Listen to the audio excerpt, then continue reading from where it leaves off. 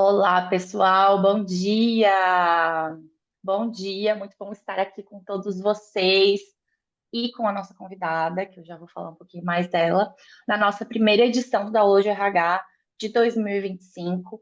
O Download RH, que é um evento, né, online, que tem como objetivo trazer aí um conteúdo sobre RH para nós aí do RH, né? Então, muito prazer, eu sou a Camila, vocês já me conhecem, né? Estou sempre por aqui. Sou coordenadora aqui do Centro de Expertise em HR Tech na TOTUS e estou aqui todos os meses com vocês no TOTUS RH na prática, então, onde a gente fala dos nossos produtos. Aqui a gente vai ter um formato diferente, que é um formato de conteúdo, né? Puramente conteúdo, para a gente começar essa conversa aí de RH, de conteúdo de RH. E aí, hoje eu tenho uma super convidada, incrível, maravilhosa, para falar de um tema que digamos assim, o tema que para ela é um tema muito comum, um tema que ela já fala há muito tempo, né? Que é a Andrea Janer, que é fundadora e CEO da Oxygen, que é uma curadoria de conteúdo, uma curadoria que todos os anos faz aí, né? Uma viagem para acompanhar esse evento que é o SXSW ou Southwest, depende de como você queira dizer, e eles fazem isso e fazem essa curadoria de conteúdo. Então, a gente está contando aqui com a parceria dela e também da Oxygen, né? Imagino que não é um trabalho de uma pessoa só, até porque é um evento bastante amplo aí, com muitos temas, e a gente vai passar por todos esses temas. A Andrea tem aí, né, a apresentação dela, vai se apresentar logo mais, mas a gente também quer ver as perguntas de vocês. Então eu vou estar aqui nos bastidores anotando essas perguntas. Então já coloquem aqui no chat, por favor, da onde é que vocês estão falando. Eu gosto de saber. Bom dia. Já quero, botem aí, gente, de onde é que vocês estão falando, se vocês são nossos clientes. E aí eu vou estar aqui anotando as perguntas, tá? Para a gente responder no final. Como sempre, em todos os nossos webinários, se não der tempo de responder todas as nossas perguntas que estiverem aqui, a gente manda para vocês depois no e-mail as outras perguntas respondidas, para que a gente tenha todas as perguntas.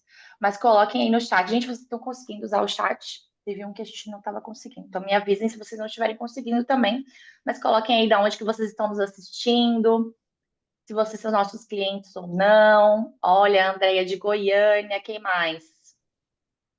Bom dia, Andréia. Marcela de São Paulo. Quem mais que está online? Quero ver, ó. A Andréia é cliente TOTUS, bem-vinda. Luísa de São Paulo também. Minas Gerais, patrocínio Minas Gerais, Rosemeire, bem-vinda. Delmi de Florianópolis, ai, aqui, tô aqui em Florianópolis também, minha terra. Luana de BH, Volta Redonda. Olha, estamos aqui o Brasil inteiro nos assistindo. Salvador, cliente TOTUS também.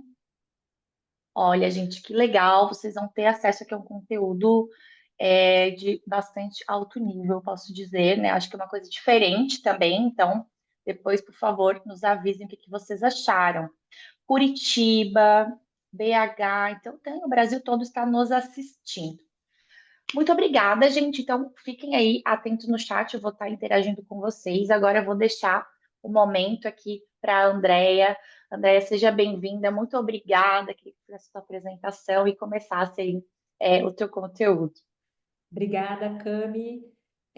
Obrigada, Suelen, aí, nossa intérprete. Bom dia a todos. É muito bom poder começar o dia fazendo uma sessão como essa, que é uma sessão que abre a cabeça da gente, nos leva para lugares que a gente não está acostumado a ir todos os dias. Então, acho que vai ser uma manhã muito gostosa que a gente vai passar aqui com vocês. Não é a primeira vez que eu faço essa apresentação na TOTUS. No meu, acho que 2 ou 3 SXSWs anteriores, eu já tive aqui também fazendo um bate-papo com o Daniel Show e falando um pouco do SXSW, então é muito bom voltar e aqui falar com vocês sobre esse festival que é tão relevante, tão importante no mundo todo e na minha vida, então nem se fala, né? Só começando aqui, eu sou a Andrea Janero, sou fundadora e CEO da Oxygen, que é uma plataforma de curadoria de conteúdo sobre inovação. Eu trabalho para ajudar as pessoas a terem cada vez mais repertório, né? Repertório, para mim, é a chave que muda as coisas. Acho que hoje nós vamos falar aqui bastante de repertório, porque a gente vai ficando, às vezes, muito especialista num tema só, e a gente esquece de tudo que está ao redor, né? Então, acho que o meu convite aqui é para que a gente faça essa amplitude aqui de olhar, para que a gente possa realmente falar sobre temas que talvez não estejam no dia a dia de vocês, mas que vão impactar o dia a dia de vocês, sem dúvida nenhuma, tá? Em algum momento. A gente tem 3 frentes de atuação na Oxygen. Uma é o clube de conteúdo por assinatura, o segundo é o estúdio, em que a gente trabalha para empresas e faz projetos corporativos, e as viagens para os festivais de inovação e missões, né? A gente vai para todos esses festivais aqui, todos os anos, né? Eu começo o ano indo para Davos, depois no South by, agora de Austin. Essa semana está tendo o Web Summit Rio, a gente tem time cobrindo o Web Summit Rio também. A gente vai agora em junho para o primeiro SXSW que vai acontecer fora dos Estados Unidos, aliás, pela primeira vez na Europa, né, porque tem um na Austrália, que é o SXSW Londres, que vai acontecer pela primeira vez, de 2 a 7 de junho, a gente vai estar lá. Em seguida, o Viva Technology, que é um festival também de inovação que acontece em Paris. Depois, Cannes Lions, que é um festival de criatividade. AI for Good, em Genebra, em julho. Flip, também estaremos na Flip. Depois, Rio Innovation Week. Estamos terminando de organizar uma missão aí para Japão em outubro. Depois tem o Web Summit de Lisboa e COP30. Então, um ano muito agitado, com muitas viagens.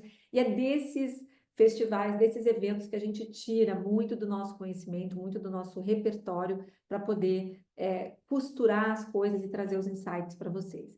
Mas eu sempre falo, né, o SXSW é o meu festival do coração. Foi o festival que eu fui pela primeira vez, desses todos, né, que acontecem pelo mundo, e eu sou eternamente apaixonada por ele, grata a tudo que ele me trouxe. Eu mudei de carreira por causa da XSW. Vocês que são de RH, se quiserem depois fazer perguntas sobre isso, eu posso contar rapidamente essa minha história de transição de carreira, mas eu sempre conto isso porque tamanha a importância do festival na minha vida. Quando eu fui pela primeira vez, em 2017, eu decidi que era lá que eu queria estar de alguma forma. Levei alguns anos até entender de que forma o SX estaria na minha vida, e hoje ele é um dos festivais que a gente leva clientes com curadoria, né? E eu volto todos os anos e sempre me surpreendo quando saio de lá. Então, depois eu conto essa história para vocês. Mas aqui a gente vai cobrir um pouquinho esses temas.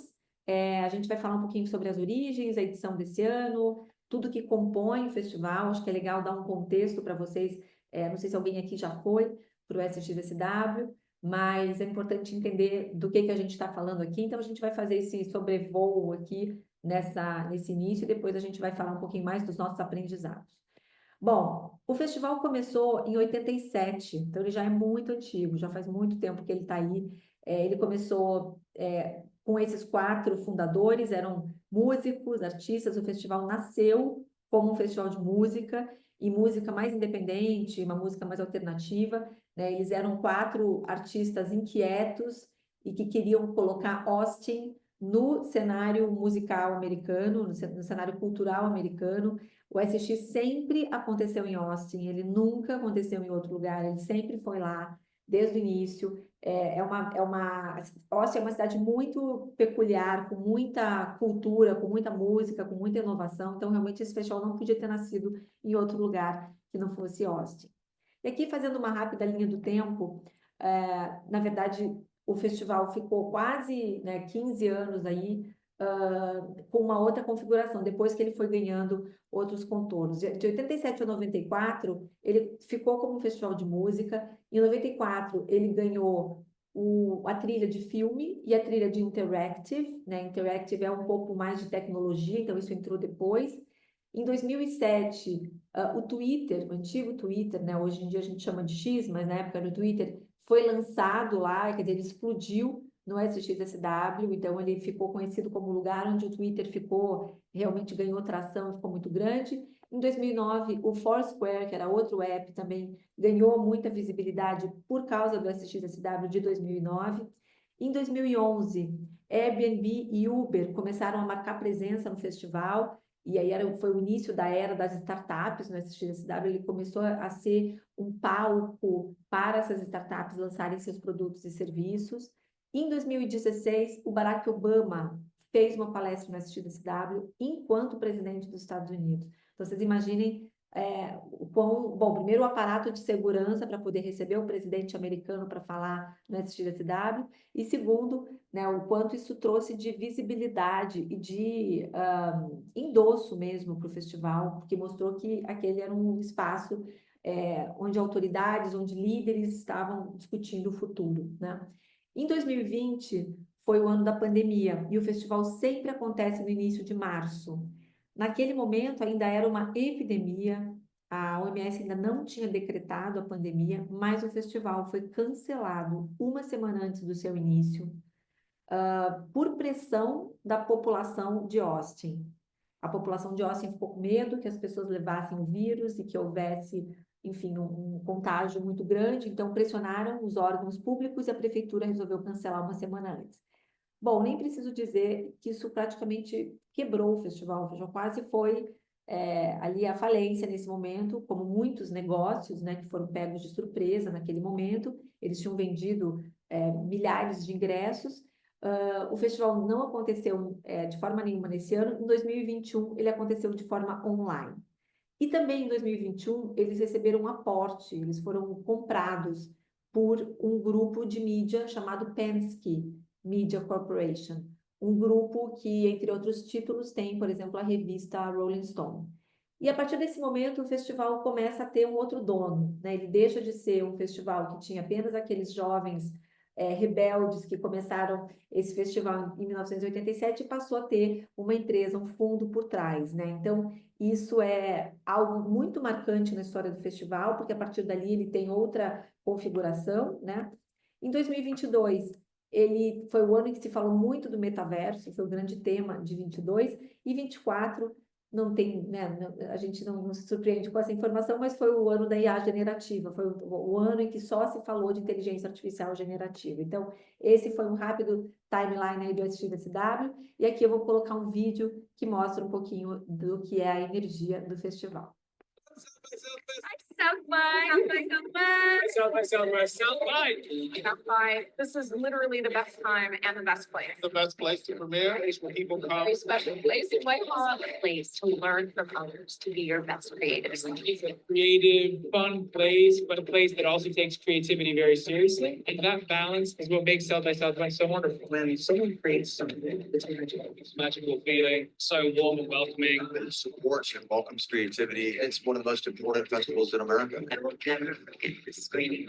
So South by Southwest is an extraordinary festival, sharing this love and so many wonderful things. So much different types of programming. Artists, leading. Art, oftentimes, is the thing that affect people with their artists. Find the pride and need creators. Bom, um pouco dessa vibe, e acho que aqui mostra um pouquinho todas as tribos que convivem no SXSW. Acho que é por isso que que ele é tão especial e faz tanto sucesso, né? Porque ele talvez seja o único festival no mundo que reúna tantas tribos diferentes. Tem a tribo da música, a tribo do entretenimento, a tribo da tecnologia, a tribo do marketing. Então, as pessoas todas convivem né, e compartilham conteúdo nesse ambiente que é tão rico, tão diverso, né, e tão intenso culturalmente, né? E quando a gente fala de o festival, na verdade, a gente deveria falar de os festivais, né? Porque são 4 festivais que acontecem em paralelo, né? A gente tem a Conference, que é o que a gente chama aí da parte mais de tecnologia, de consumo, negócios, que são as palestras e os painéis que a gente vai comentar aqui. Tem também um Film and TV Festival, então tem sempre essa trilha de filme e TV. Tem um festival de música e tem um festival de stand-up comedy. Então, ele tem, na verdade, 4 dimensões acontecendo todas ao mesmo tempo durante pouco mais de uma semana, né? E por que a gente continua indo, né? Por que a gente gosta tanto do SXSW? Aqui tem alguns exemplos de temas que a gente vê primeiro lá, né? Eles são muito bons de antecipar tendências, e é por isso que o festival é tão importante. Foi lá que, por exemplo, cannabis se tornou uma indústria, né? Eles falam de cannabis como indústria já há mais de 10 anos. Hoje eles falam de psicodélicos como indústria, né? Como um negócio, como algo que vai realmente mudar como a gente aborda a saúde mental, né? Indústria espacial também traz muito esse viés de negócio para a indústria espacial. Carros autônomos, a gente viu pela primeira vez no SX em 2017, eles já falavam de carros autônomos, né? E esse ano, por exemplo, foi um tema muito recorrente no festival, a questão de computação quântica. Então, são temas que a gente vê primeiro lá e que eu acho que fazem com que o SX seja esse lugar de descoberta, esse lugar de aprender ainda o que está por vir, né? Falando um pouco da edição de 2025, a edição deste ano, né? Eu acho super interessante mostrar esse slide que tem os keynotes. Os keynotes são... Perdão, desculpa, meu telefone tocou aqui. Esses são os keynotes, são as pessoas que eles consideram os principais speakers do festival. Então, eles apresentam, são sempre 7, né? São 7 pessoas apenas, e quando eles lançam, né, a gente até olha para esses rostos e fala, mas quem são essas pessoas? Eu não conheço ninguém. Então, é interessante porque se a gente não conhece ninguém, é porque a gente realmente precisa ir para lá, para entender quem são essas pessoas que eles consideram super importantes, que a gente precisa ouvir, e ao mesmo tempo a gente não sabe quem são, né? Então, eu acho que isso é uma dos desafios do festival, trazer nomes que estão fazendo a história, fazendo o futuro, mas que, principalmente para nós que estamos aqui no Brasil, talvez sejam nomes bem menos óbvios, né? Então, a gente tem aqui uma Meredith Whittaker, que é CEO do Signal, vou falar dela um pouquinho daqui para frente, o Ben Lamb também, a Jay Graber, enfim, nomes que foram super incensados no festival, falaram no salão principal, e a gente, enfim, muita gente ficou conhecendo essas pessoas lá. Depois dos keynotes, tem os featured speakers, que são essas pessoas que eles consideram do segundo tier de speakers, né? E são pessoas daí que a gente já conhece, já tem uma familiaridade um pouco maior. Por exemplo, Amy Webb. Talvez vocês já tenham ouvido falar na Amy Webb, ela já veio para o Brasil algumas vezes, né? Ela é muito prestigiada pela comunidade brasileira que está lá no SXSW. Ela, inclusive, abre a palestra dela dando bom dia e dizendo obrigado de tantos brasileiros que tem na plateia, né? E aqui alguns nomes que realmente são recorrentes, que voltam todos os anos, como Laurie Santos, como Ian B. Craft, como Amy Gallo. Então, são nomes muito conhecidos e que também são importantes aqui para a gente vai falar um pouquinho deles. Mas eu queria trazer esses nomes que eu sei que são surpreendentes para muita gente, mostrar que o festival ele tem esse poder, né, de colocar luz sobre pessoas, sobre temas que a gente nem sempre está acostumado a ver. Aqui a gente tem o Hugh Forrest. O Hugh era o CEO do SXSW até este fim de semana. Então tivemos essa notícia aí que foi muito lamentada por quem conhece pessoalmente o Hugh, por quem vai muito ao SXSW. Ele estava há 35 anos no SXSW, da equipe ainda original, né, lá do início dos anos 90. E o Hugh era uma figura realmente muito querida e muito próxima da comunidade brasileira, né? Então, foi uma pena, ficamos todos muito, muito tristes quando soubemos da sua saída. Talvez já seja parte de algumas mudanças que esse novo controlador do SXSW está trazendo para o festival, né? A gente não sabe o que vai acontecer ainda, mas o Hugh, nesse ano, já estava um pouquinho melancólico, talvez ele já soubesse que isso ia acontecer. Então, quando ele fez a sua palestra de abertura no festival desse ano, ele falou muito sobre esse momento muito peculiar, muito delicado que os Estados Unidos está vivendo, né, com questões políticas, comerciais, econômicas, né, e ele reforçou a importância do SXSW como um festival quase de resistência, né, um lugar onde as pessoas vão para questionar o status quo, onde elas vão descobrir novas formas de fazer as coisas. Ele realmente traz a inovação, ele traz diversidade, ele traz pautas progressistas. Então, eu acho que ele foi muito feliz na sua fala de mostrar a importância de um festival como esse neste momento nos Estados Unidos. Houve muitas críticas ao governo americano, acho que isso foi até uma polêmica que aconteceu aqui no Brasil. Teve algumas pessoas que acharam que o festival não criticou o suficiente os Estados Unidos, e eu discordo, acho que houve muitas críticas. Tivemos aqui uma lista de speakers bem importantes, inclusive, que fizeram críticas ao governo ou às Big Tech. Então, Scott Galloway, Michelle Obama, Amy Webb, Douglas Rushkoff, Meredith Whittaker, Jules Van Drunen e a Canada House, que é uma das houses, né, dos países que montam lá os seus QGs, cancelou a sua participação 2 semanas antes por conta das divergências ali entre o governo Trump e o governo do Canadá, né, por conta de tarifas.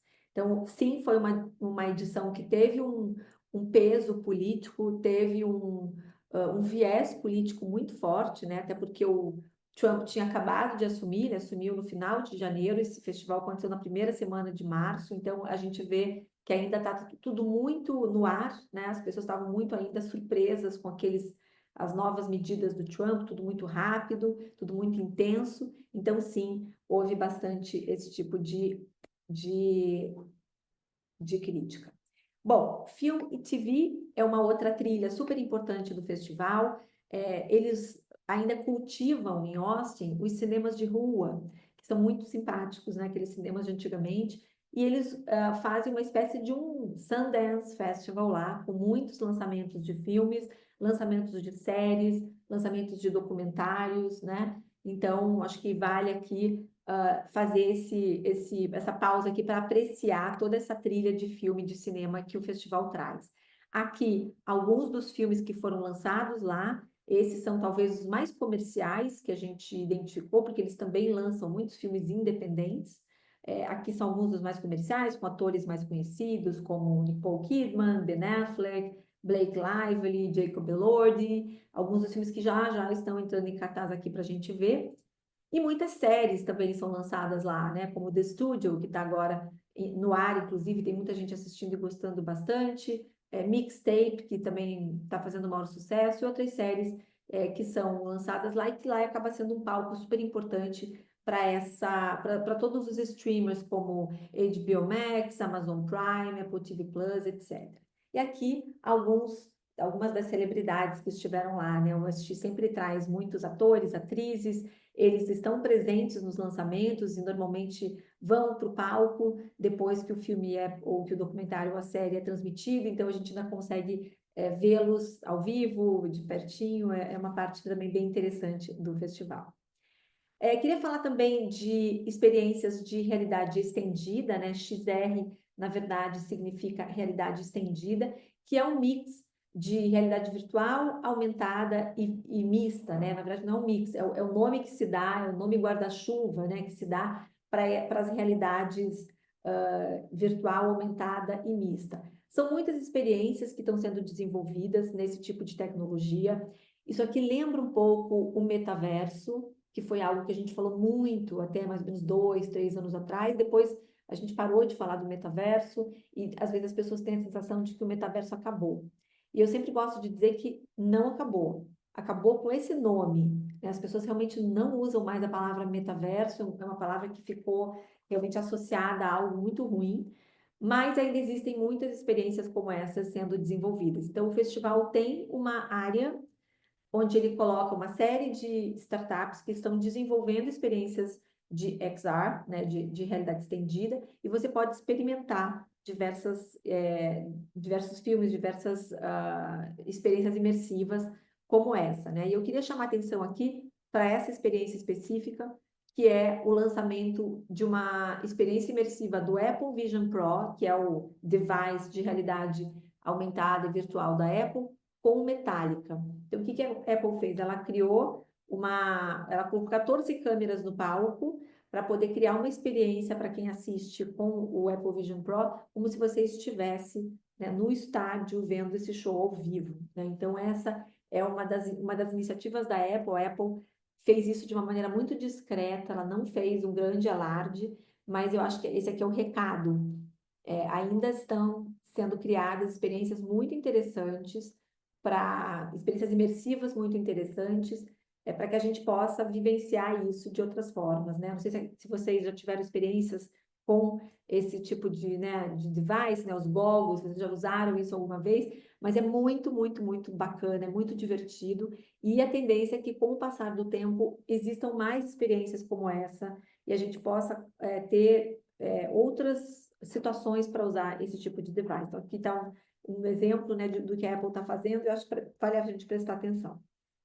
O SX também é conhecido pelas ativações de marca. Então, as marcas alugam espaços nas ruas, estacionamentos, lojas, né, elas fazem um takeover, às vezes, de lojas, para que as pessoas possam ter experiências de marca ali. E a gente destacou algumas que a gente achou mais interessantes. Uma delas foi o Criterion Closet, da Criterion Collection, que é uma marca amada por fãs de cinema. É uma marca que traz filmes antigos e reedita esses filmes em DVD, em 4K e tudo mais. Então, as pessoas que amam cinema vão no Criterion Closet e podem comprar esses filmes e sempre fazem uma fila gigante, é sempre faz sempre um barulho por onde passa, né? Uma marca muito apaixonada que os seus fãs são muito apaixonados. E a outra ativação que a gente trouxe aqui como destaque foi a da Rivian. Rivian é uma marca de carro elétrico meio off-road, tipo uma Land Rover elétrica, digamos assim, e que está lentamente ocupando o espaço da Tesla, né? A gente vê que a Tesla está vivendo um momento aí muito complicado, né? Na medida em que o Elon Musk foi se dedicar ao governo americano e deixou de lado um pouco a gestão da Tesla, e a Tesla agora está vivendo dias muito difíceis, até por conta dessa participação do Elon Musk no governo, as ações da Tesla caíram, o lucro caiu, as pessoas estão vendendo seus Teslas, tem gente incendiando Teslas na rua, como uma forma de protesto ao que o Elon Musk está fazendo. Então, agora a Tesla está num momento muito difícil e a Rivian está ganhando tração. Eu vou mostrar aqui para vocês um vídeo do tipo de ativação que a Rivian fez na rua em Austin, que eu achei muito interessante também. Yeah, which is pretty cool. And now here we are at the electric joyride, and this is a look at the dirt mound they've got here in the middle of Austin. And you just got these Rivians going all over the place. Got that green R1T sitting on top of the mound right now. And the R1S here going up the hill. There it goes, getting out a little bit, but it makes it over. Yeah, we're about to hop in and take our ride next, and I'll just kind of let y'all enjoy the sound. It was pretty fun. Interessante, né? Como eles fizeram de uma forma muito realista essas montanhas de terra para as pessoas poderem sentir, fazer test drive, entender como ele se comporta nesse tipo de terreno. Outras casas interessantes foi o Museum of the Future, de Dubai. Dubai, realmente uma cidade que investe muito em branding, então onde eles podem participar, eles fazem uma presença muito interessante, né? Que Dubai, eu sempre falo, Dubai, 90% dos habitantes são expatriados. Então, é uma cidade que está sempre tentando atrair novos moradores, novos investidores, novos talentos. Então, eles sempre estão presentes em festivais como o Web Summit, e sempre fazendo uma aparição sempre muito relevante. Aqui, eles fizeram uma instalação com o Refik Anadol, que é um dos artistas mais conhecidos do mundo hoje, que usa inteligência artificial nas suas obras, e a SP House, a São Paulo House, que já é a segunda vez que o governo de São Paulo faz, e que atrai realmente muita gente, não só os brasileiros que estão lá, mas acaba atraindo também muitos estrangeiros. Ela tinha 1.200 metros quadrados, teve palestrantes internacionais, showcases de inovação e debates sobre tecnologia, economia criativa e futuro do trabalho. Outras casas interessantes, a UK House, a German House e a Ireland House também. E agora a gente vai falar da Conference, que são as palestras e painéis que falam, né, sobre o futuro, exploram o futuro, e eu vou trazer aqui para vocês alguns aprendizados que a gente teve. O primeiro deles é que, assim, quando a gente fala de SXSW, eu queria dar essa dimensão para vocês, né? O festival tem todas essas trilhas, cada um desses temas aqui, Creator Economy, Culture, Fashion and Beauty, Government and Civic Engagement, 2050, tudo isso são temas. E os temas se espalham por todos os dias, né? São quase 8 dias de festival. Então, assim, são muitos temas, são muitos assuntos, tem para todos os gostos, né? Sempre tem alguma coisa para a gente aprender lá. Vocês vão ver que tem uma trilha chamada Workplace, que é dedicada a discutir o futuro do trabalho, né? E a gente vai falar um pouquinho desses temas aqui também, porque eu acho que são os mais interessantes para vocês. Mas o mais importante aqui é entender a dimensão, o tamanho do festival. Então, eu trouxe esse número aqui para vocês entenderem a complexidade que é navegar o SXSW. Durante 7 dias, são 1.726 sessões, entre painéis, palestras, workshops, book readings, né, vários formatos diferentes. E se a gente olhar aqui a distribuição por dia, Por exemplo, você chega na segunda-feira, são 356 sessões. Só que a gente só pode assistir 5 por dia. Tem uma que começa às 10, uma que começa às 11h30, outra que começa às 1, outra que começa às 2h30 e outra que começa às 4. Então, assim, nós, seres humanos, só podemos assistir 5 por dia no máximo. Então, pensa que num dia como segunda, que teve 356 sessões, a gente só assistiu 5. Então, eu acho que assim, a gente consegue ver uma parte muito pequena do festival. Então, o que a gente traz para vocês, como curadores, é um recorte do festival, de algo que nos interessa, de temas que a gente acha que interessariam para vocês e que a gente acha que são o que o festival trouxe de mais relevante. Mas eu gosto de trazer esse número porque as pessoas realmente, para entenderem a complexidade que é e quanta coisa acontece ao mesmo tempo. Com esse contexto feito, a gente entra aqui nos nossos highlights. E eu trouxe essa lista aqui de temas que a gente vai explorar aqui hoje, né?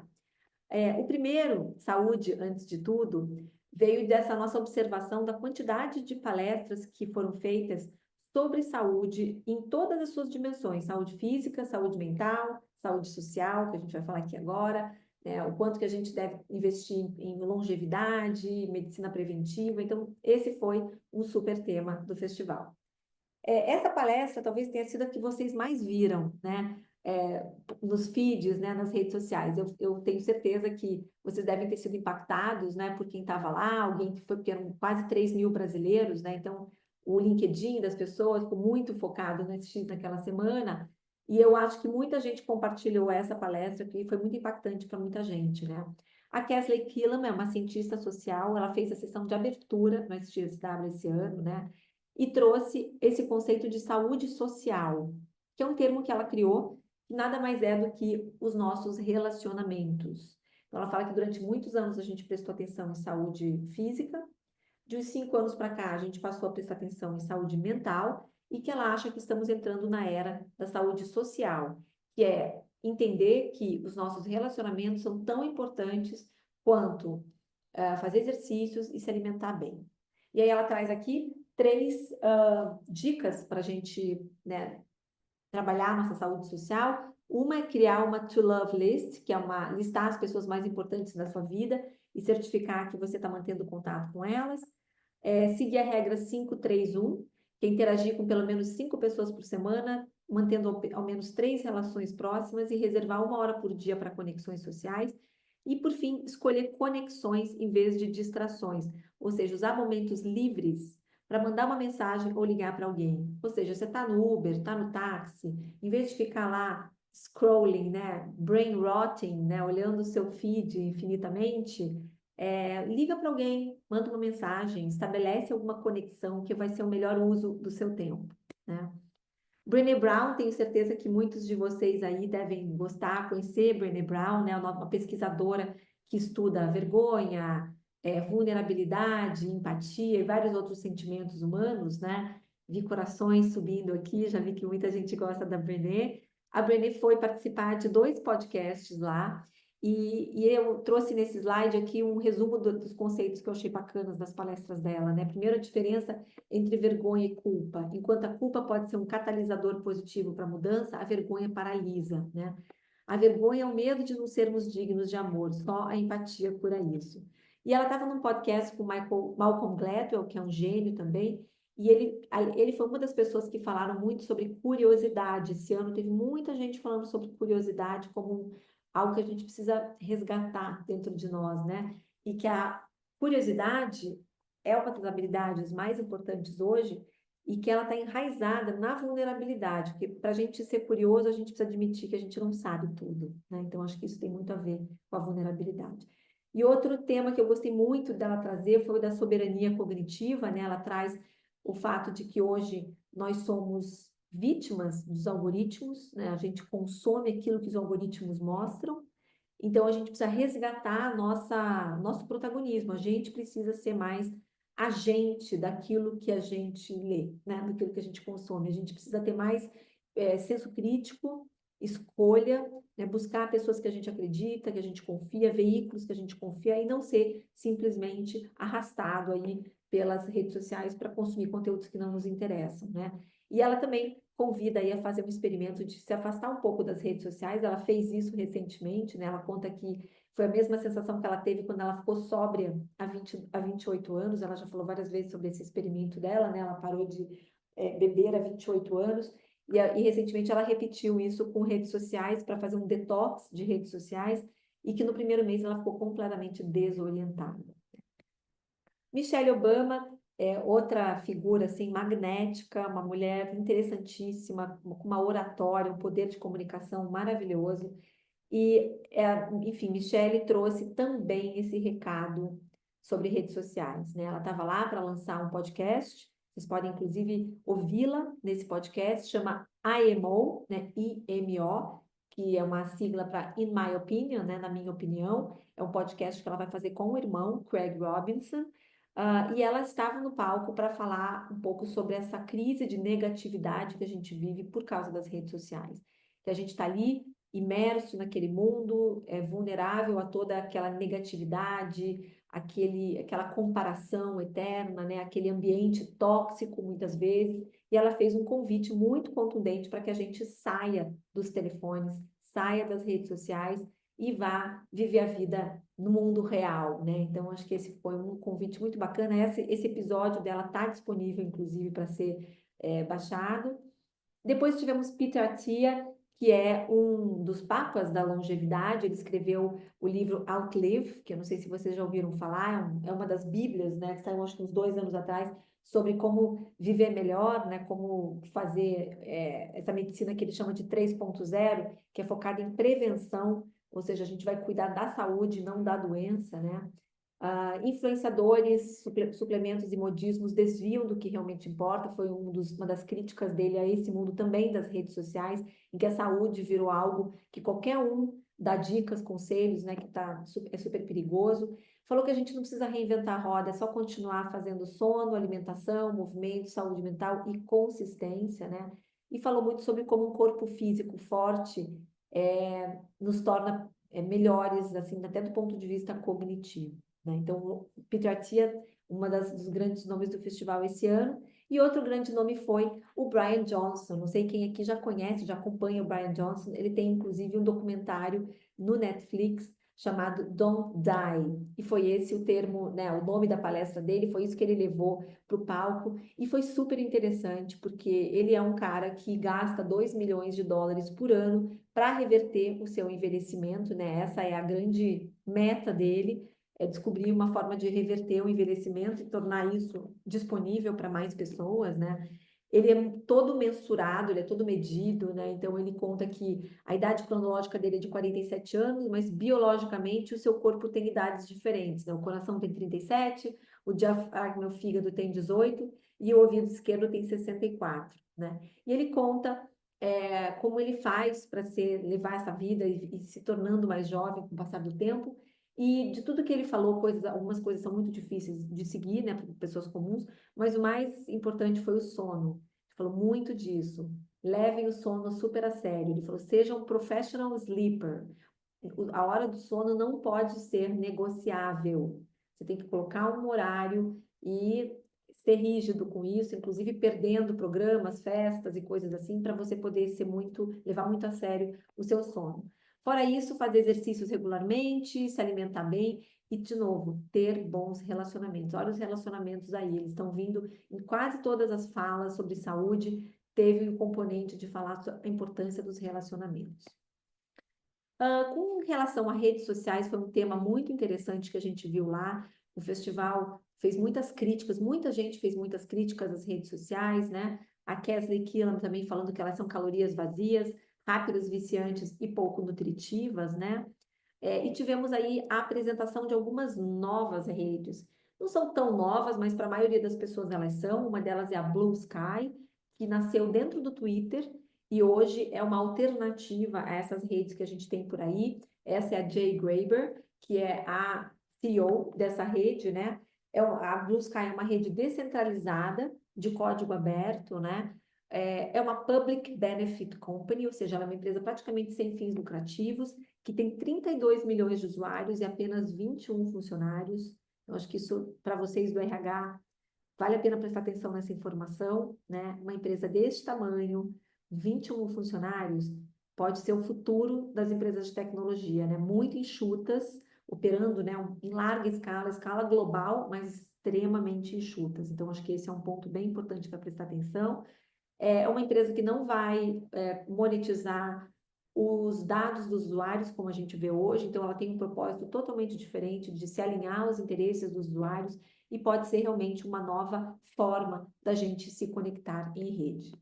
A segunda é a Meredith Whittaker, CEO do Signal. O Signal é uma espécie de WhatsApp, só que considerado muito seguro, porque ele não guarda nenhum histórico dos usuários, né? Então, ele é lá, por exemplo, que muitas conversas importantes acontecem, inclusive no governo americano. Recentemente, a gente teve 2 episódios de membros do governo usando o Signal para discutir, para conversar sobre até planos de guerra, né? Isso foi uma falha muito grande, isso o governo se expôs, o governo americano, mas assim, se eles estão usando para isso é porque realmente essa rede é muito segura. Então, aqui o Signal como uma possibilidade de um novo tipo de rede para nós.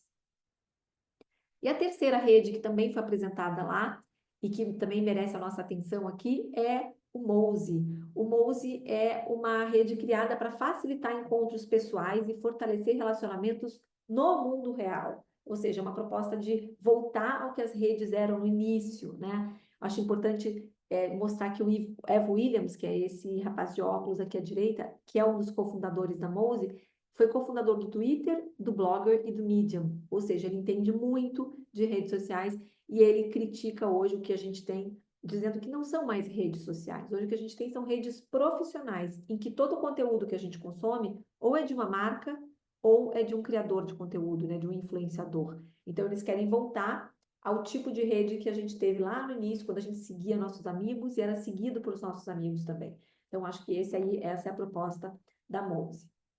Falando sobre novos formatos, gente, sem dúvida nenhuma, esse SXSW foi a edição dos podcasts.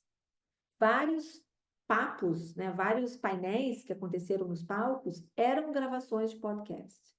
Então, mostrando que esse foi realmente um formato de mídia que veio para ficar. Não sei se vocês são adeptos de ouvir podcast, se vocês gostam, mas realmente, quando ele entra na vida da gente, é difícil a gente se acostumar com outro modelo, porque o podcast permite que a gente faça muitas coisas ao mesmo tempo, né?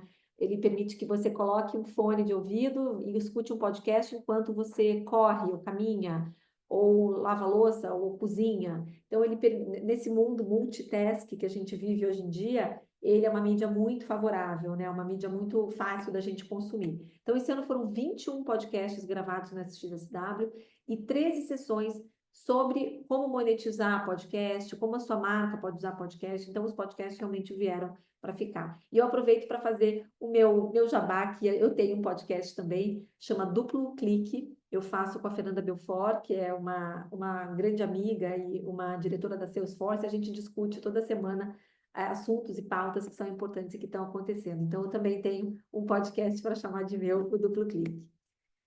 Bom, em termos de marketing, a gente começa a ver essa fusão, né, de realidade com ficção, e eu trouxe aqui, não sei quem de vocês assiste, se alguém de vocês assiste Ruptura, o Severance, né, que é um seriado que virou meio cult nos últimos anos, aí desde a vez que foi lançada a primeira temporada, agora eles lançaram a segunda, e a gente teve Ben Stiller, que é o diretor da série, fazendo uma palestra, fazendo um bate-papo lá, e trazendo coisas interessantes que eles fizeram para lançar a segunda temporada.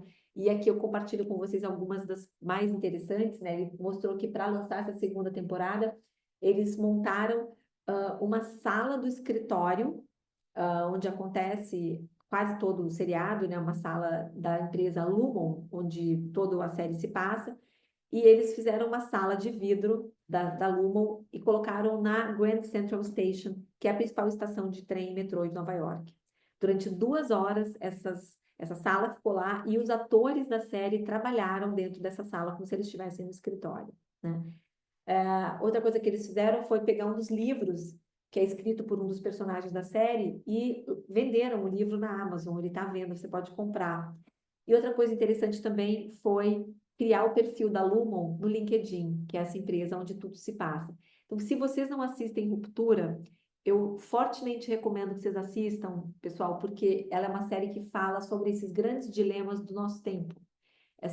Esse equilíbrio, essa falta de equilíbrio entre a vida pessoal e a vida profissional, né? Não sei aqui quem sabe o plot, mas basicamente é uma empresa que oferece um serviço e você implanta um chip no seu cérebro e o que você faz durante o dia no seu trabalho, você não lembra quando você sai do escritório e vice-versa. As pessoas vivem duas realidades paralelas, uma dentro da empresa e outra fora da empresa. E uma memória não se comunica com a outra. Então é muito distópico, mas é muito interessante e traz provocações grandes sobre essa questão do trabalho. Também acho muito interessante.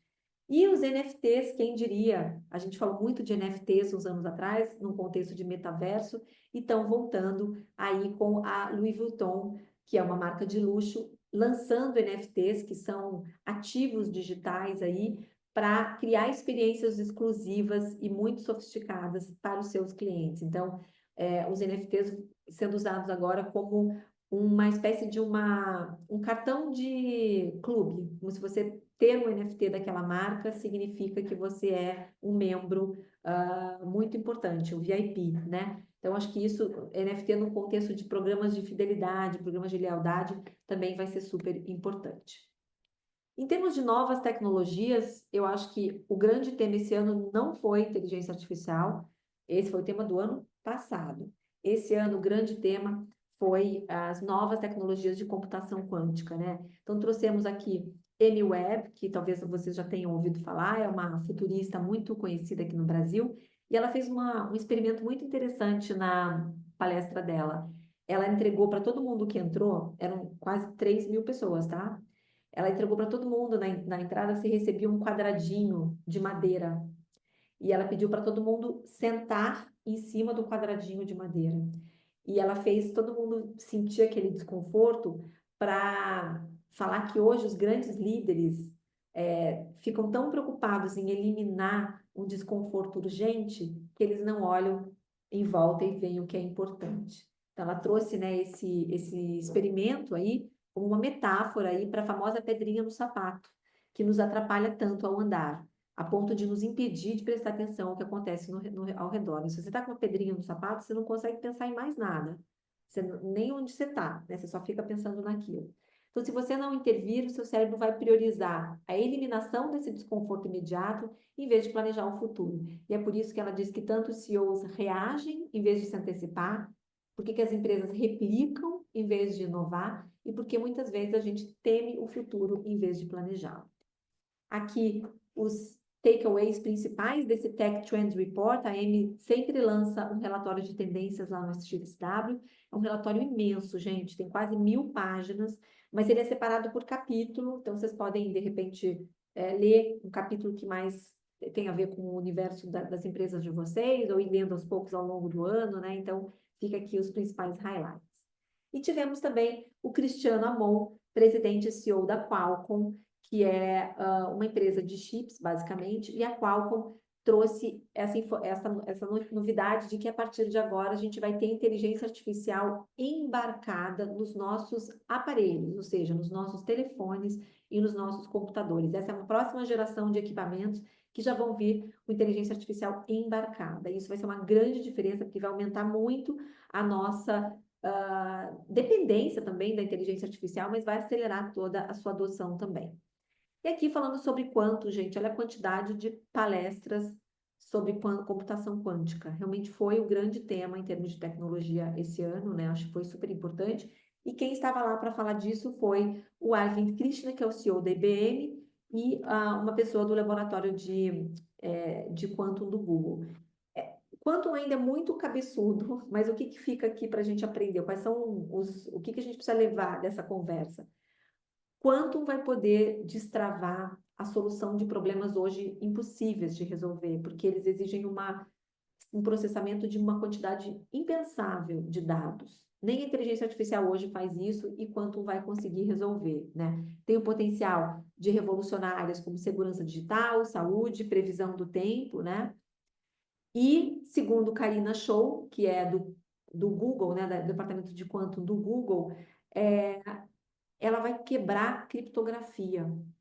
Então, todo mundo hoje, empresas de tecnologia, empresas de segurança que lidam com dados sensíveis, principalmente dos seus usuários, precisam estar muito atentas a isso, porque o Quantum vai ser capaz de quebrar a criptografia mesmo. Então, precisam outros sistemas aí de segurança para poder lidar com a informação quando a gente entrar finalmente nessa área, tá bom?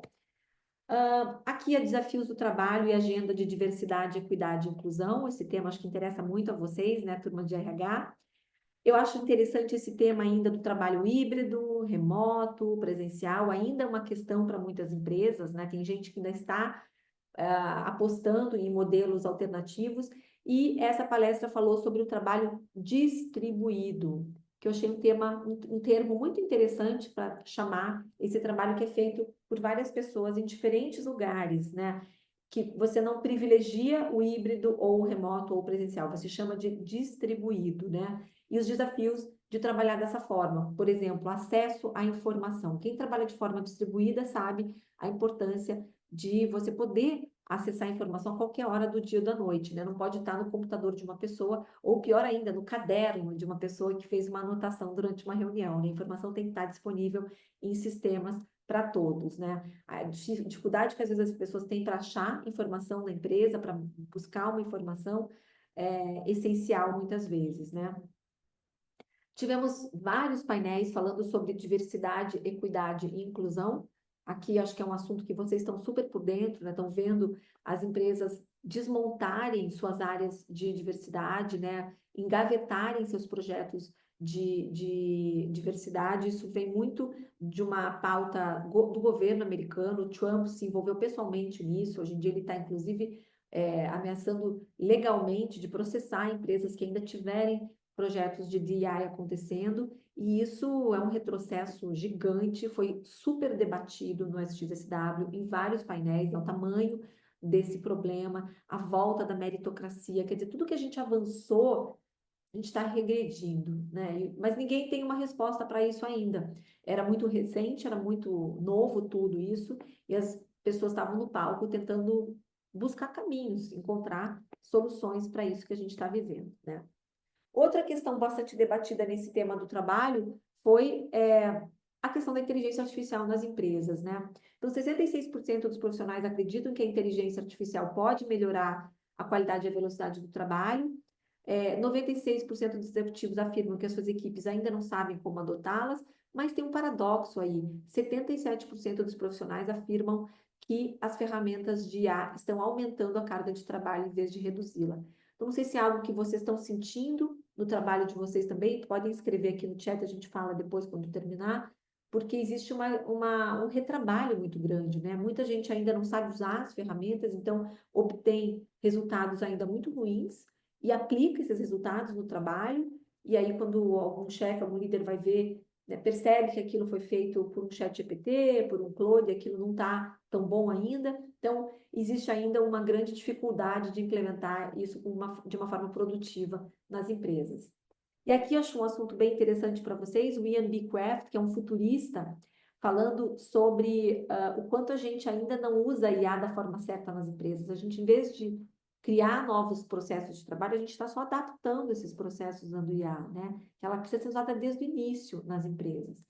Ele fala também sobre a dificuldade que a gente tem hoje de aprender novas habilidades, porque hoje o ciclo de uma habilidade é cada vez mais curto. A gente aprende algo e dali a 6 meses aquilo não é mais necessário, né? Ele chama de skill flux, que é a rápida obsolescência das habilidades, e esse ciclo está cada vez encurtando mais, né? Então ele propõe que o futuro do trabalho não vai ser dominado por especialistas num único tema, mas por aqueles que conseguem adquirir e aplicar novas habilidades rapidamente, em um modelo que ele chama de surge skilling, né? Tipo capacitação acelerada ou aprendizado ágil, que no fundo, a capacidade da gente de aprender vai valer mais do que o nosso pacote de competências existentes. Então, isso para vocês de RH é um prato cheio, esse assunto, depois até quero ouvi-los sobre isso, se vocês estão sentindo isso, mas a tendência é que no futuro as pessoas sejam mais generalistas, né? Que elas aprendam a aprender e vão usar as ferramentas de inteligência artificial como os especialistas num determinado tema, né?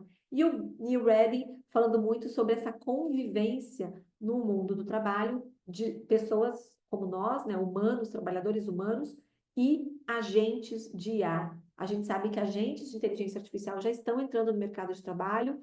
Não sei se vocês já usaram o Manus, que é uma ferramenta chinesa, que já é o primeiro agente que a gente pode usar. Então, ele é um agente que faz uma tarefa do começo ao fim, e as empresas vão começar a usar agentes nos seus quadros, misturando esses agentes com seres humanos. Então, talvez, como disse o Neil Redding, a gente vai ter que ter o cargo de gestor de equipes de IA, por exemplo, e as empresas vão ter que fazer essa convivência dar certo.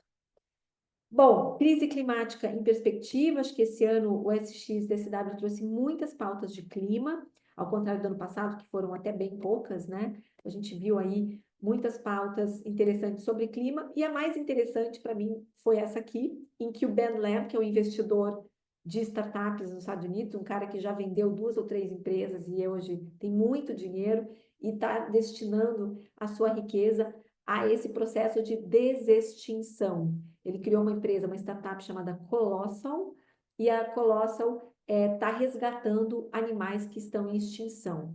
Então, é uma maneira de você resgatar a biodiversidade, né? E ele já tem feito isso com uma ferramenta chamada CRISPR, uma ferramenta de edição genética, e aqui são 2 exemplos de animais que ele já conseguiu resgatar. Um foi o rato lanoso, que é a combinação de partes do DNA de espécies já extintas em animais atuais, e os lobos também, o lobo cinzento, que também tem características de um lobo de antigamente, que existiu muitos anos, muitas décadas atrás, e ele também funciona como um mix de DNAs de várias espécies. Então, mostrando que é possível desextinguir animais, e isso é uma boa notícia para esse momento que a gente está vivendo de, enfim, destruição planetária.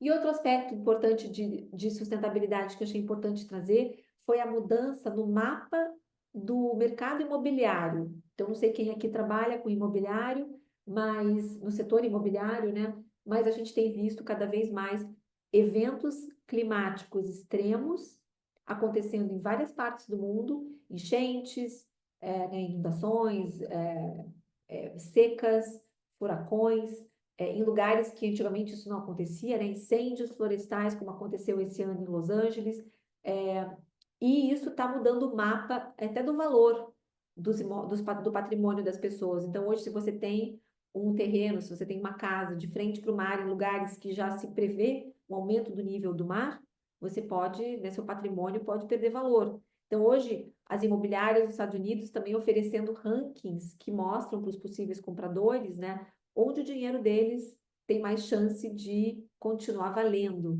e outras regiões em que o patrimônio pode derreter na medida em que esses lugares vão ser cada vez mais afetados por eventos climáticos extremos. Então, tem muita preocupação com isso hoje nos Estados Unidos, e eu acho que a gente está um pouco atrasado, inclusive, nesse tema aqui no Brasil. Só a gente vê o que aconteceu no Rio Grande do Sul, ano passado, que várias regiões foram afetadas por inundações com frequência, né? Não foi a primeira vez que aconteceu, e hoje algumas cidades realmente desapareceram.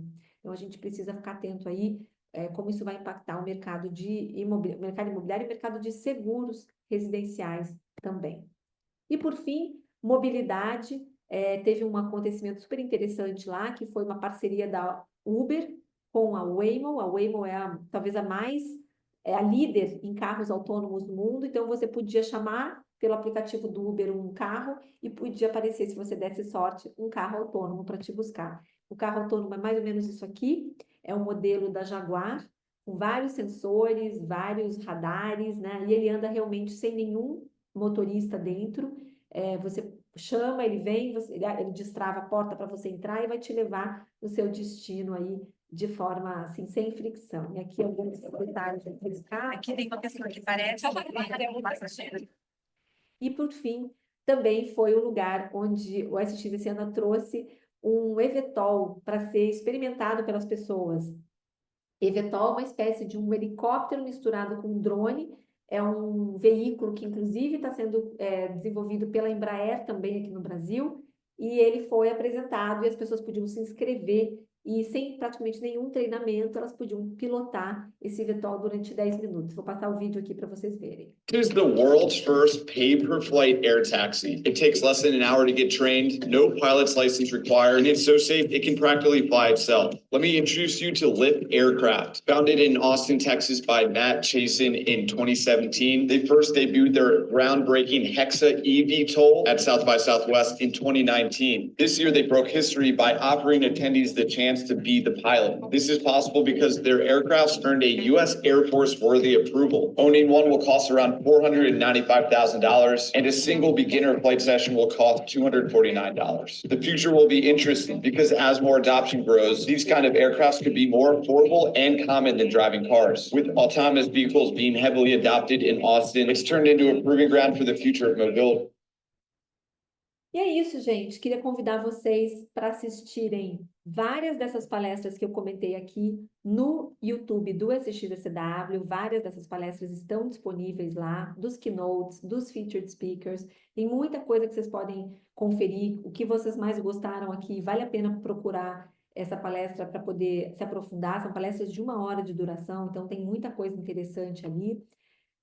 A gente também fez uma newsletter, a Auction faz, a gente tem uma newsletter paga dentro de um programa de curadoria de conteúdo por assinatura, mas a gente também tem uma newsletter gratuita que chama Vista, e que a gente trouxe aqui alguns conteúdos interessantes do festival. Então, se vocês quiserem, podem apontar a câmera para esse QR Code, vocês vão poder enfim, assinar essa newsletter e acessar esse conteúdo também. E aqui os próximos festivais que a gente vai para o SXSW de Londres no início de junho, depois Vivatech, depois Cannes Lions, e já vamos esquentar os motores aí para o SXSW 2026, que vai acontecer de 12 a 18 de março. Ele vai ter um dia a menos esse ano e estamos aí ansiosos por essa nova edição. Aqui nosso Instagram, se vocês quiserem me seguir, eu também estou no LinkedIn, como Andréa Janer, fiquem super à vontade para me seguir lá também. E é isso, fazemos agora não sei se temos tempo aí, Camila, mas estou à disposição de vocês aí para um Q&A. Vou parar de compartilhar, só para a gente poder conversar um pouquinho, e é isso. Claro, temos tempo, sim, mas ainda não temos as perguntas do nosso querido público, gente. Eu quero as perguntas de vocês. Eu tenho as minhas, mas eu queria saber as perguntas do público sobre os temas que foram passados. Gostaram, gente? Falem aí, vocês já foram nesse evento? Às vezes tem alguém que já foi. Eu tenho uma pergunta, Andréia, para te fazer, até porque vocês vão há muito tempo, né, nesse evento, e a gente sabe que tem bastante coisa que bastante uma tendência mais difícil de ser implementada, né, tão rapidamente, como, por exemplo, os carros ali, né, os drones, o aircraft, mas tem várias coisas que são a mais do nosso dia a dia que a gente já está vivendo, né, como até a questão ali da diversidade e inclusão que você falou. O que vocês viram, assim, de coisas que a gente pode já que já pode a gente pode aplicar o nosso olhar para o nosso dia a dia, para a nossa vida, enfim, o que tu diria que são os temas que a gente consegue já ver e aplicar até talvez no nosso trabalho? Eu acho que teve muitas questões. Eu acho que o SX tem sempre esses cenários mais imediatos e tem cenários de muito longo prazo. Sim, quando a gente fala de computação quântica, por exemplo, a gente está falando de uma coisa que vai acontecer daqui a 4, 5 anos. Porém, as empresas já estão trabalhando nisso, né? Por exemplo, eu fiz uma palestra no Itaú, talvez acho que foi o primeiro download que eu fiz, e o pessoal do Itaú falou, nossa, se quebra criptografia, a gente já precisa estar trabalhando nisso, né? Então, assim, eles foram levantar e acabaram descobrindo que o Itaú já tem uma equipe enorme que trabalha em criptografia há anos. Então, assim, Olha o só. que vai acontecer daqui a 5 anos, você tem que começar a fazer agora, né? Então, coisas, assim, a gente tem realmente, às vezes a gente fica com aquela angústia de voltar para casa e implementar alguma coisa, aterrissar, né, alguma coisa no dia seguinte, mas existe sempre aquela dúvida entre o que é urgente e o que é importante. A gente precisa fazer o que é urgente, mas não deixando de lado aquilo que é importante. Então, por exemplo, essa questão do trabalho distribuído, que eu acho esse conceito maravilhoso, né? Esse conceito do trabalho distribuído é um trabalho que muitas empresas hoje adotaram. Eu acredito que é o futuro, o trabalho que não é obrigatório presencialmente no escritório, que as pessoas precisam morar na mesma cidade ou, né, usar um transporte para estar ali e tal. Esse é o modelo que muitas empresas voltaram depois da pandemia, adotaram e não querem abrir mão. Eu acho que as empresas do futuro são empresas de trabalho distribuído, que elas conseguem atrair mais talentos e reter mais talentos por causa dessa flexibilidade. Cada um escolhe onde quer viver, escolhe onde quer morar, cidade, bairro, não quer ficar no carro ou no transporte público 2, 3 horas por dia, né? Mas para criar um ambiente de trabalho distribuído bem feito, né? Eu acho que aquelas dicas ali da questão da informação, eu brinco, eu falo que eu sou super contra os caderninhos, né? Às vezes eu vou fazer uma palestra, vou dar uma aula e vejo todo mundo de caderninho e falo, gente, esqueçam o caderninho já passou, né? Caderninho era de uma época que a gente podia, a gente não tinha essa necessidade de velocidade, de aceleração do trabalho, né? Hoje você não pode para uma reunião escrever tudo no caderninho, porque quando você volta para casa, você vai ter tempo de passar limpo por uma ferramenta de conexão com todos os seus pares. Então, se uma pessoa que trabalha, talvez em outra cidade ou em outro fuso horário, precisa da informação que você anotou no seu caderninho, ela vai ter que esperar até o dia seguinte para te perguntar onde é que está aquela informação. Então, você trava o trabalho de uma outra pessoa que está em outro fuso horário, que poderia estar acelerando um processo por causa de uma informação que você não compartilhou. Então, é um jeito de trabalhar diferente, que não é simplesmente Perfeito. a gente precisa aprender a trabalhar de uma forma diferente. E se você é uma pessoa mais velha, que trabalhou como eu tenho 52 anos, então, para mim, trabalhei 30 anos de um jeito. É difícil, muitas vezes, para muitas pessoas da minha geração, mudar a forma de trabalhar. Então, por exemplo, abolir o caderninho é uma coisa que tem gente que fala, não, eu não quero abolir, eu adoro meu caderninho, me deixa com meu caderninho. Só que são pequenos ajustes que a gente faz na forma de trabalhar que torna a empresa muito mais ágil, né? Você pode trabalhar de uma forma muito mais ágil, né?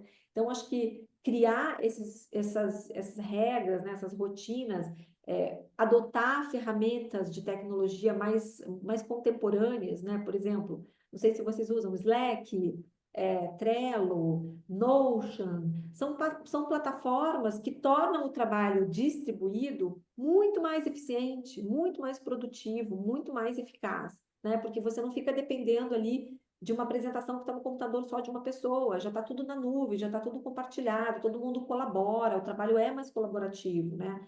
Tem que aprender a trabalhar de uma forma mais assíncrona também, porque nós vivemos sei lá, eu acho assim, essa loucura das reuniões, né? O dia inteiro no Zoom. Então a gente vai de reunião em reunião até chegar no final do dia. E quando chega no final do dia, a gente está exausto e não criou nada. A gente só entrou e saiu de reuniões. Então, acho que também é um convite para repensar o jeito de trabalhar. Às vezes, a gente marca uma reunião por puro hábito, por pura força do hábito, né? Você marca uma reunião porque a gente não todo mundo marcar um call e a gente resolve isso ali no call, porque às vezes é mais fácil marcar uma reunião, um call, do que sentar, ler um documento, colocar suas observações, né? Que às vezes leva até menos tempo e acelera o processo, mas não, a gente marca call porque é o hábito da gente marcar um call. E aí você prende 4, 5 pessoas em mais meia hora que ela podia estar fazendo algo mais produtivo. Então, estou trazendo aqui essa questão da informação, essa questão do trabalho assíncrono, só como, assim, provocações, assim, se a gente está adotando maneiras mais inteligentes e mais contemporâneas de trabalhar, ou se a gente continua trabalhando naquele modelo de antigamente. Eu adorei essa tua provocação da call, porque de uma certa forma ela vai um pouco contra algumas coisas que a gente está vendo, né? Por exemplo, a gente vê que hoje ninguém mais escreve nada, é tudo o chat GPT que escreve, né? Às vezes as pessoas também não leem, elas pedem para alguém ler, né? Alexa, leia este documento para mim. E no assíncrono é justamente, enfim, a gente pode até pedir para a Alexa ler, né?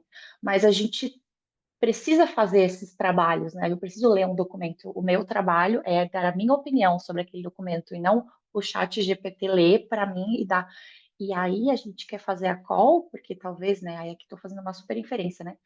a gente está tão acostumado a resolver as coisas rapidamente, né? E essas coisas instantâneas e vídeo curto e lá, que não se tem mais essa paciência, né? De você ler, às vezes, um documento que às vezes é extenso, né? Ou uma apresentação, olhar para os detalhes, né? Olhar para o sentido daquilo. Eu acho que tem bastante coisa para se conversar. E sobre essa questão do trabalho distribuído, a gente tem umas perguntas aqui que eu vou ler. Quando a gente traz para o Brasil, tem todo o tema de legislação, né? Hoje, quando a gente fala de trabalho no Brasil, a gente tem uma questão, até uma questão sindical, né? Os sindicatos são localizados. Então, se você tem uma empresa que trabalha em vários locais, você precisa lidar com vários sindicatos. Às vezes a pessoa vai se deslocar, ela tem um benefício que não é o mesmo do coleguinha que está lá. Então, acho que é interessante como RH a gente pensar também como é que a gente pode solucionar isso, né? Porque é o futuro. Então, como é que a gente consegue gerar esse diálogo, entender, né? Homogeneizar tudo? Não, vai ter que ser separado mesmo. Então, acho que tem várias coisas aí que a gente precisa entender a nível até de suporte, né? Então, por exemplo, já tem umas práticas até salariais, né? Que consideram onde a pessoa mora, o valor, né? Para morar lá, o estilo de vida, para que os salários sejam adequados aonde a pessoa mora. Tem aqui, vamos ver, a pergunta da Márcia. Não é bem uma pergunta, mas um comentário, né? Márcia falou que as empresas agora estão sendo direcionadas a trabalhar a saúde mental, mas ela achou interessante o que foi falado sobre o tema que, na verdade, tem total relacionamento com temas de saúde social e meritocracia real que você falou, que são temas extremamente linkados, né? Então, a saúde mental com a saúde social. Queria ouvir mais, de repente, falar um pouquinho mais sobre essa questão da saúde social e como isso se conecta com a saúde mental. Bom, a saúde social, como a Kesley traz, inclusive ela tem um livro. Se vocês se interessarem, eu vou colocar aqui no chat sobre o nome dela, Kesley Killam, que o livro dela estava à venda no SX e esgotou no dia que ela lançou. Então, assim, ela realmente fez uma fala muito, que mexeu muito com as pessoas, né? Então, o livro dela fala muito sobre isso. Então, ela traz no livro, como o americano faz muito isso, né? Aqueles frameworks, aquelas dicas, estratégias práticas para você poder investir e fomentar a sua saúde social. Que, na verdade, gente, são apenas os nossos relacionamentos. A gente sabe já de uns 4, 5 anos para cá que, inclusive, até a OMS vem falando disso, os Estados Unidos, né, o ministro da Saúde dos Estados Unidos, né, que é na verdade, o Surgeon General, que é como se fosse um status de ministro, vem falando que a solidão mata mais do que o fumo, do que o cigarro. Então, a gente vem descobrindo de uns anos para cá que realmente a solidão é o mal do nosso tempo, né? E a gente precisa, não sei, muita gente fala que depois da pandemia ficou mais retraído, ficou mais introvertido, ficou com mais preguiça social. Eu até uso o termo preguiça social bastante, né? Quer dizer, a gente já trabalha o dia inteiro, a gente já tem um gasto de energia o dia inteiro, e aí chega no final de semana, você não quer ver ninguém, você quer ficar em casa. Então, essa é a provocação da saúde social, da gente se tem a intenção de socializar com algumas pessoas que são, a gente não precisa ser super, né, aquela borboleta social que sai, que encontra todo mundo, mas você pode ter poucos relacionamentos, mas relacionamentos de qualidade. Então, essa é a proposta da Kesley. E quando isso cruza com o trabalho, eu acho que aí tem uma questão que talvez cause aqui uma polêmica, mas eu vou falar um pouco do meu ponto de vista.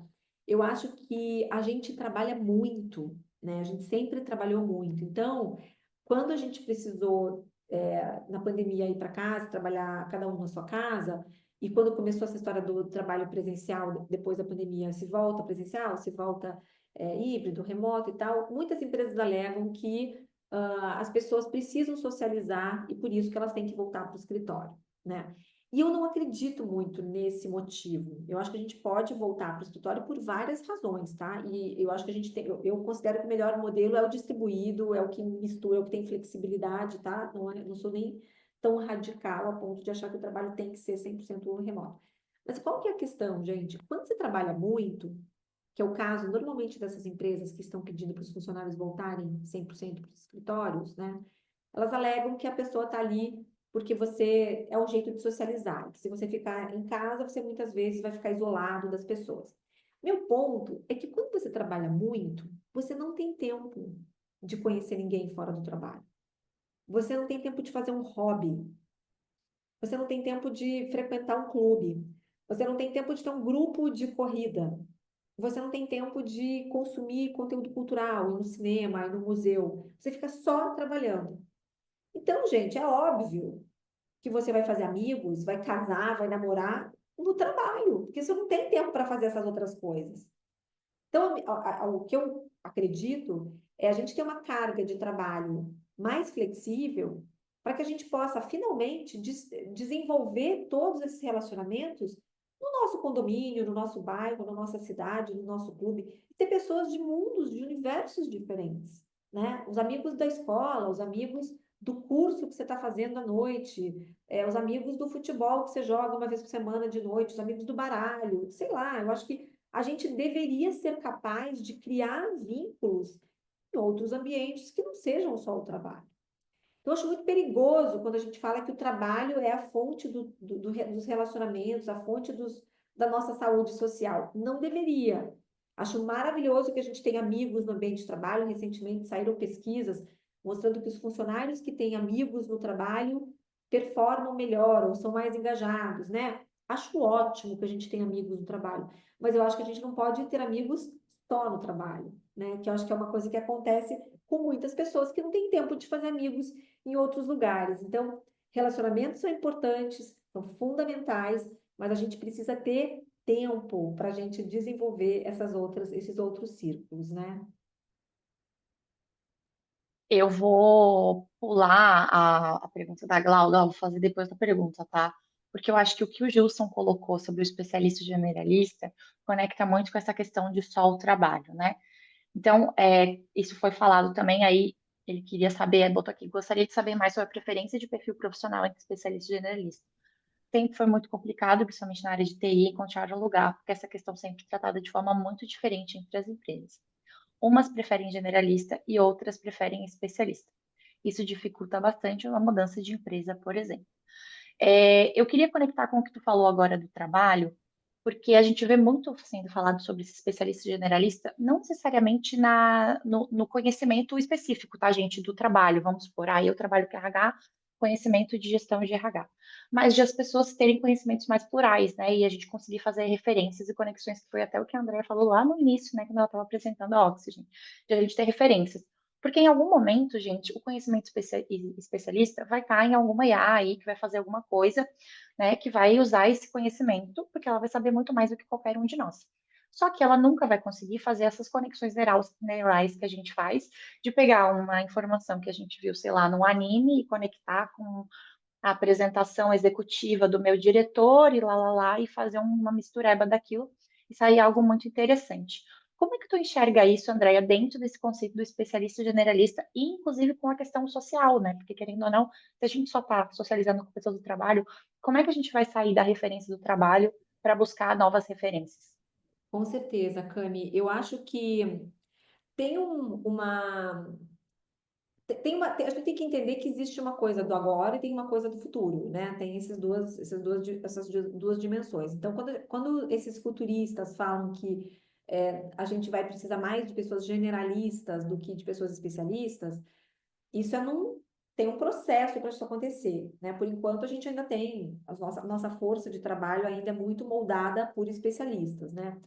O que os especialistas lá de fora, o que os futuristas dizem lá fora, é que se vocês estão usando as ferramentas de inteligência artificial disponíveis no mercado hoje, a gente vai entendendo quão rápido elas estão evoluindo.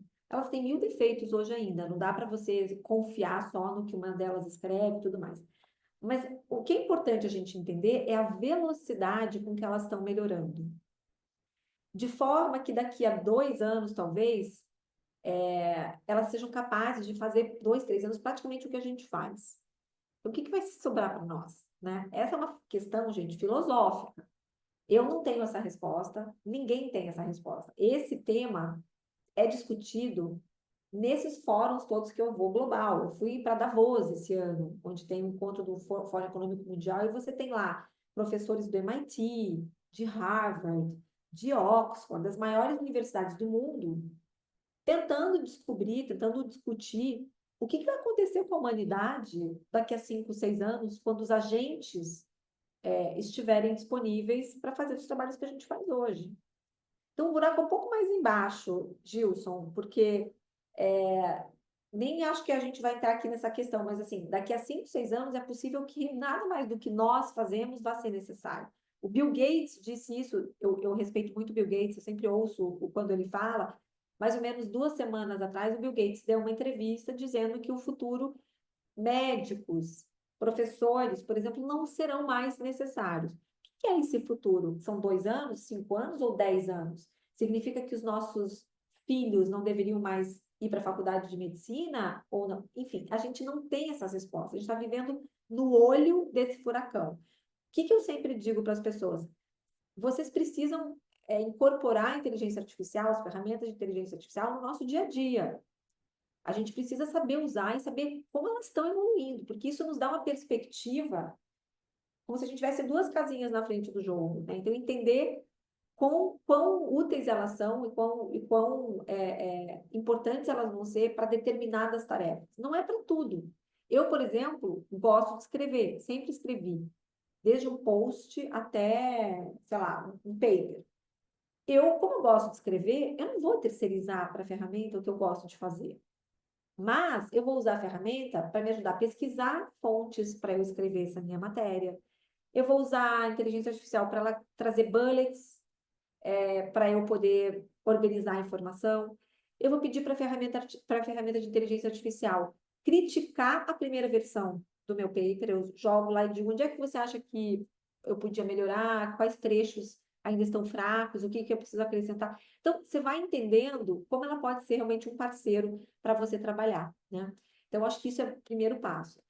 O segundo passo é entender os riscos da inteligência artificial. A gente não pode aqui ouvir só os líderes das inteligências artificiais dizendo que elas vão destravar um potencial de um renascimento humano, sem entender o impacto que isso vai ter nas pessoas que não têm acesso, né? Porque a gente está falando aí de ferramentas hoje que são pagas.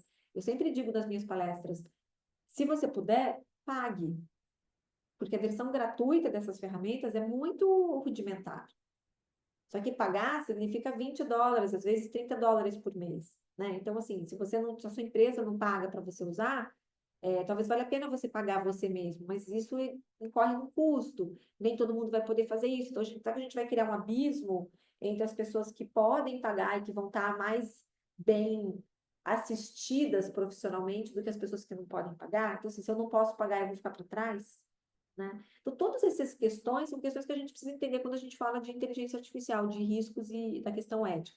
Agora, com generalistas e especialistas, se você entende um pouco melhor o que a inteligência artificial faz, por exemplo, desenvolvedores.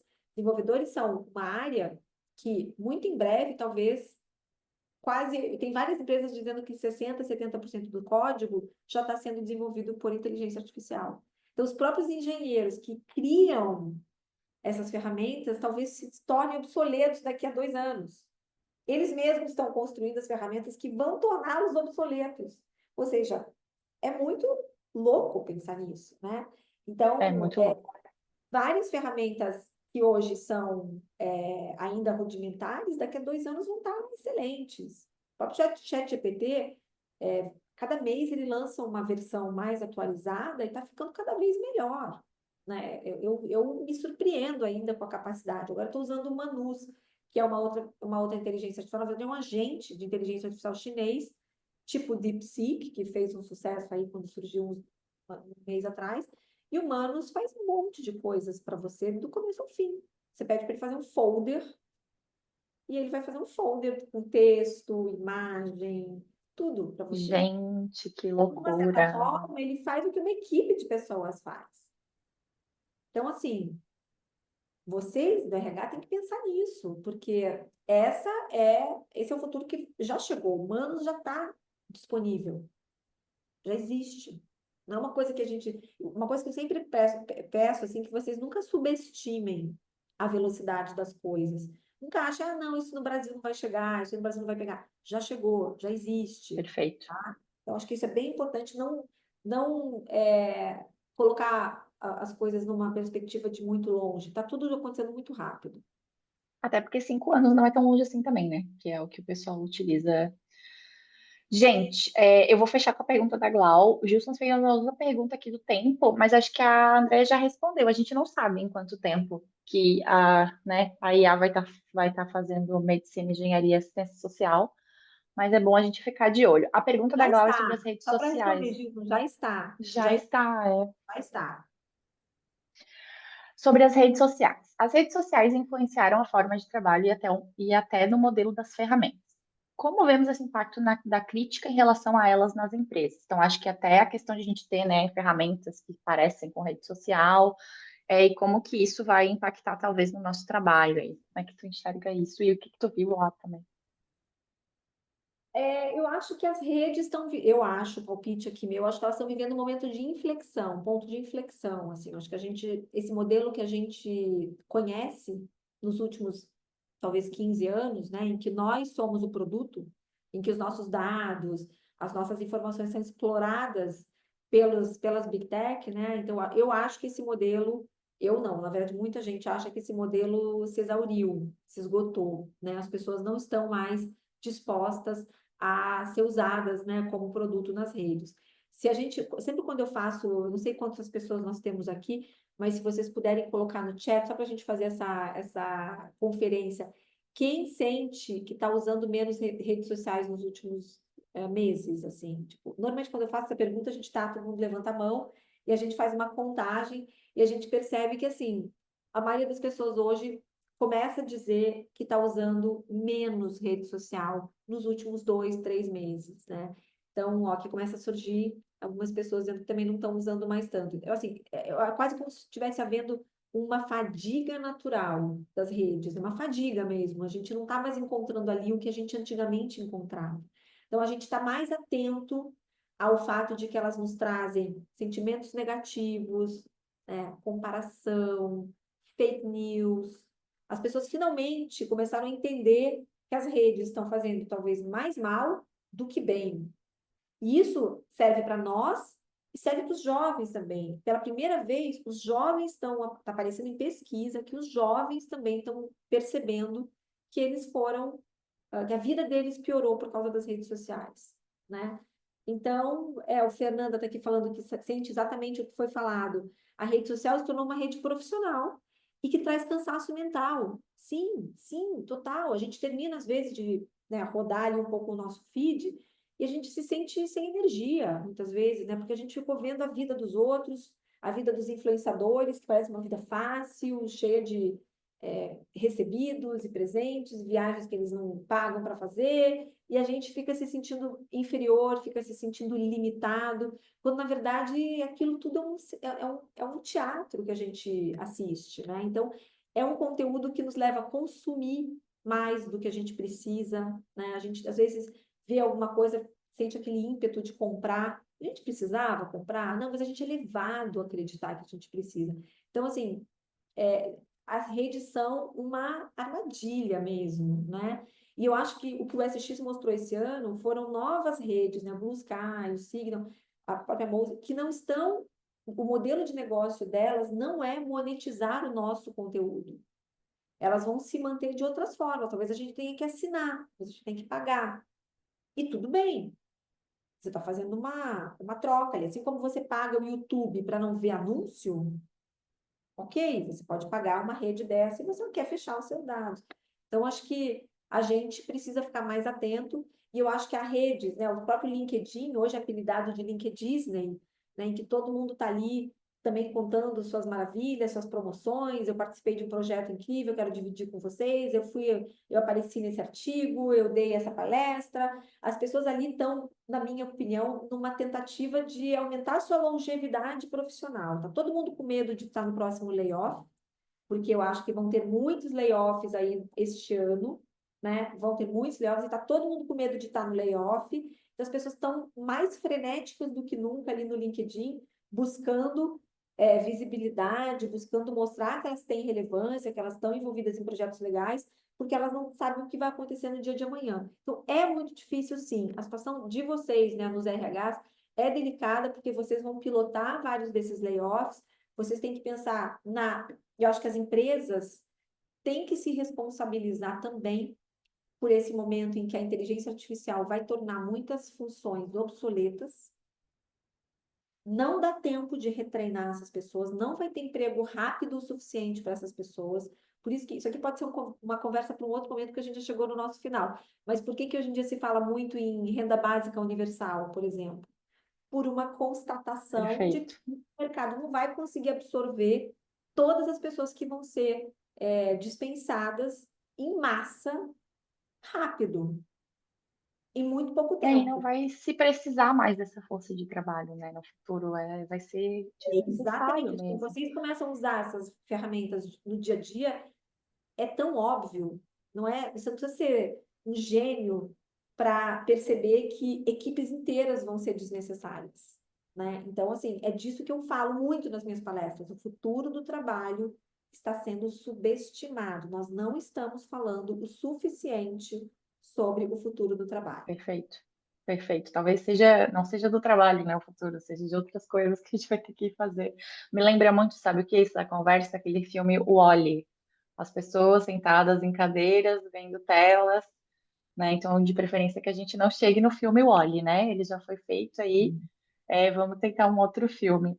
Muito obrigada, Andréia. Queria agradecer muito. Nossa, foi um papo incrível. Isso, me senti extremamente privilegiada de ter essa conversa contigo hoje. Lembrando que ela já falou da newsletter, recomendo a sua assinante e é muito boa, né? Da gratuita, vamos dizer assim, no momento estamos nos horizontes. Mas é muito legal, traz alguns insights e ajuda a gente a dar uma expandida na mente, porque tem temas variados ali. Muito obrigada a todo mundo que está nos assistindo. Lembrando que o Download RH fica gravado lá no YouTube, a gente vai disponibilizar também a gravação para vocês, tá? Obrigada, gente, e um bom Obrigada, gente. dia. Tchau, tchau. Obrigada.